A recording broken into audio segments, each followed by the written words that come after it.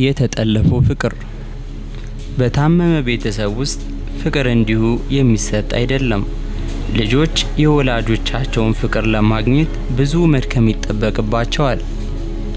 በታመመ ቤተሰብ ውስጥ ያለው የተዘበራረቀ ግንኙነት ወይም የአደንዛዥ እጽ ተጠቃሚነት የልጁን አካላዊ እና ስሜታዊ ፍላጎቶችን ለማሟላት አቅም ሆነ ጊዜ የለውም። እዚህ ቤተሰብ ውስጥ ልጆች የሚያስቡት አባቴ ወይም እናቴ ፍቅር ያልሰጡኝ በእነሱ ችግር ሳይሆን እኔ ተወዳጅ እና ተፈላጊ ልጅ ስላልሆንኩ ነው ብሎ ነው የሚያስብ። ስለዚህ ለመወደድ ሲል የራሳቸውን ፍላጎት ወደ ጎን ትተው ትኩረታቸውን በሙሉ የቤተሰብ ወይም የወላጆቻቸውን ትዕዛዝና ፍላጎት ላይ ይሆናል። ለዚያም ነው አንዳንድ ሰዎች የራሳቸውን ፍላጎት ረስተው ያፈቀሩትን ሰው ፍላጎት ሲያሯሩጡ የሚታዩት። ለቤተሰብ ሆነ ለወላጆቻቸው ከአቅማቸው በላይ ገንዘብ ይሰጣሉ፣ መስዋዕትነትን ይከፍላሉ። እነዚህ ሰዎች ግን የሚሉት ይህን ሁሉ የማደርገው ስለ ፍቅር ብዬ ነው። ፍቅር መስጠት መቀበል ነው፣ ተደጋግፎ ማደግ ነው። በፍቅር ውስጥ አንዱ ሰጭ ሌላው ተቀባይ ሳይሆን ሁለቱ ሰጪዎች ናቸው። በመስጠታቸው የሚደሰቱ ናቸው። የሚሰጡትን ስለሚቀበሉ ነው። የሚቀበሉትን የሚሰጡትን ነው።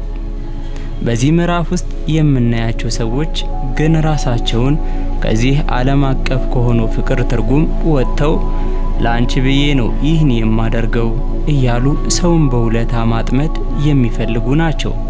ቀደም ባለው ክፍል እንዳየነው የታመመ ቤተሰብ ውስጥ ስናድግ ከምናየው ይልቅ የምንሰማውን ነው የምናምነው።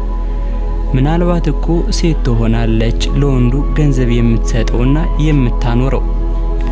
መጥቶ ግን እኔ እኮ ለአንቺ ብዬ ነው፣ ብንለያይ ትጎጃለሽ ብዬ ነው ሲላት የሰማችውን ታምናለች። በዚህ ግንኙነት ውስጥ ሴቷ ብቻ ሳትሆን ወንዱም ከታመመ ቤተሰብ የመጣ ነው።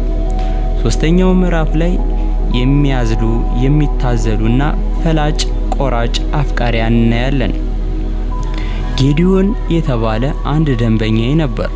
ከፍቅረኛው ጋር ሲጋጩ በእግሩ ከሳሪስ ኮተቤ ሊገባ ይችላል።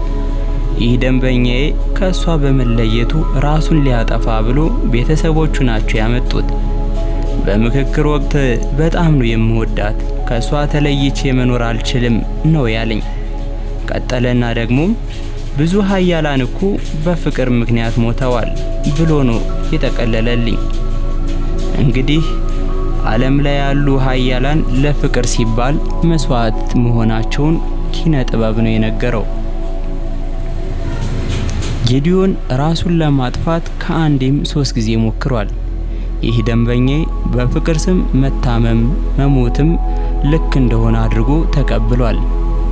ለፍቅር መታመም ልክ ከሆነ ለምን ወደ ሕክምና ይሄዳል? ለፍቅር ሲባል መስዋዕት ልክ ከሆነ ለምን መኖር ይመረጣል? ችግሩ ይህ ነው። ለፍቅር ሲሉ ራሳቸውን መስዋዕት ያደረጉ በድራማ ልብ ወለድ ወይም በእውኑ ዓለም ያሉትን ሰዎች እንደ ጀግና ነው የምንቆጥራቸው። እናጨበጭብላቸዋለን፣ ጀግና እንላቸዋለን። ናቸው ግን የፍቅር ግቡ ራስን ማጥፋት ነውን?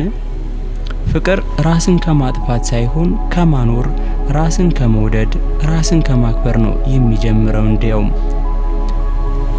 ጀግንነት ያለው ራስን በመውደድ ራስን በማክበር ውስጥ ነው። ፍቅር ማለት መስጠትና መቀበል ነው። ሰጥቶ መቅረትም አይደለም፣ መቀበል ብቻም አይደለም። ለመስጠት መጀመሪያ አንተ ራስህ ሊኖርህ ይገባል። ኑሮህም ደግሞ ለመስጠት መፍቀድ አለብህ። በመስጠትህ ልትደሰት ይገባል። ራስህን ልታዋርድ ሳይሆን ልታከብር ነው የሚገባ። ራስህን ስትወድ ሌሎችንም ትወዳለህ።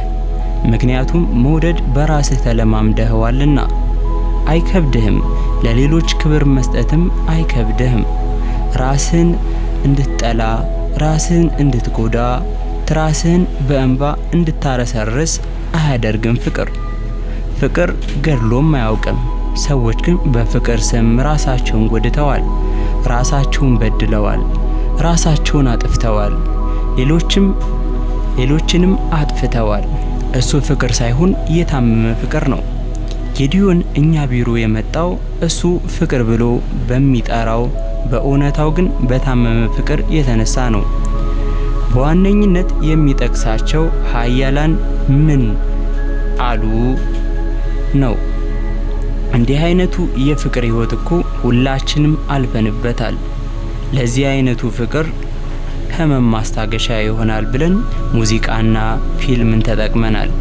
በእውነቱ ግን ፊልም፣ ሙዚቃ፣ ልብ ወለዶች እውነቱን በማሳየት ፈንታ ትክክለኛውን የፍቅር ትርጓሜ እንዳንረዳ በሩን ዘግተውብናል። እነሱ የፈጠራ ዓለማት ናቸው፣ ምናብ ወለድ ናቸው። ይሆነኛል ተብሎ ተደራሲያን እንዲማለሉባቸው ነው የተሰሩት። ለዚያም ነው እኛም የማለልንባቸው። ችግሩ ግን እንደማለልን መቅረት አለመቻላችን ላይ ነው። እንጨብጥህ ስንለው አይጨበጥም። እውነታው እንደ ሳሙና አረፋ ይሆናል፣ ይታያል ግን አይጨበጥም። ፊልም፣ ሙዚቃ፣ ልብ ወለድ ህብረተሰብን የሚፈጥሩ እጅግ አስፈላጊ ጥበባት ናቸው። ፍቅር ላይ ሲመጣ ግን እነሱ የሚነግሩን እውነቱን እንድንጋፈጠው የሚያደርገን ይሆናል። እንደ ጌዲዮን አባባል ብዙ ኃያላን እኮ ለፍቅር ሲሉ ራሳቸውን አጥፍተዋል ብለን ጀግንነታቸውን እንድንመሰክር የሚያደርጉ ኪነ ጥበባት ናቸው። ቤታችን ያጋጠመን እጆችን ላይ ያለው ፍቅር ደግሞ ሌላ ነው። እገሌ አይሳሳትም ይለናል። አእምሯችን ድምፃዊት እኮ ታዋቂ ናት፣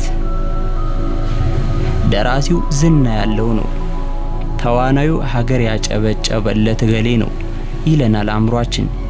የኪነ ጥበብ አንዱ ምትሃት ያየኸውን የሰማኸውን ለአፍታም ቢሆን ፈጠራ ነው ብለህ እንዳታስበው ማድረጉ ነው።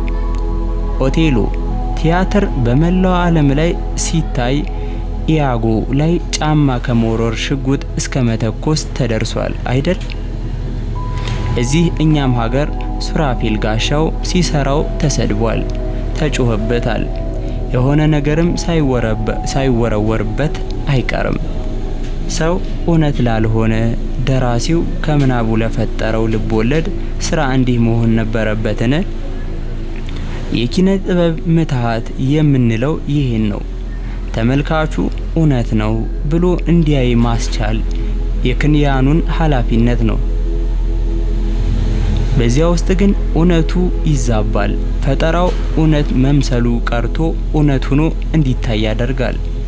በልጅነታችን በአስተዳደጋችን የታመምንበት የስነ ልቦና ህመም የሆነብንን ጉዳዮች እንደ ችግር ቆጥረን በትክክል እንዳናስበው ፊልሞችን፣ ሙዚቃዎችን መንገድ ይዘጉብናል።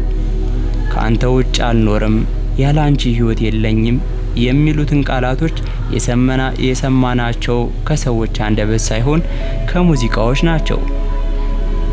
ካለ ዘፋኙ ደግሞ ዘፋኙ የምንወደው የምናምነው ይሆናል። እሱ ካለ አለ ነው የምንለት ይሆናል። መቼም እገሌ ነው የዘፈነው፣ ገጣሚው ደግሞ እገሌ ነው እና እገሌ በሰራው ላይ ተሳትፈውበታል። እነዚህ ሁሉ አልፎ በእነዚህ ሁሉ ታይቶ ከመጣ እውነት ቢሆን ነው ብለን የምንቀበለው። እውነት ነው ስላልን እኮ ነው ሙዚቃውን ስንሰማው የምናለቅሰው፣ ድራማ ስንሰማ ሆድ የሚያስብሰን። ደራሲው አንተ ድራማ ወይም መጽሐፍ እንደምትጽፈው ወንበር ላይ ተቀምጦ ጠረጴዛ ላይ የጻፈው እንደሆነ አድርገን ስለማናስብ እኮ ነው። ያኑን ሙሉ አድርገን ስለምንቀበላቸው መዳን ያለበትን ስሜት እንዳይድን እናደርገዋለን። እንደውም ጭራሽ የታመመውን ስሜታችን መጠን እንዲያድግ ማበረታቻ እንሰጠዋለን። ስሜቱን ዘፈኑ አይደለም የፈጠረው፣ ነገር ግን በራሱ መንገድ የመጣውን የታመመ ስሜት እንዳይሽር፣ እንዲጠጥር፣ እንዲዳድር ያደርገዋል። ቀጣይ ፓርት ይቀጥላል።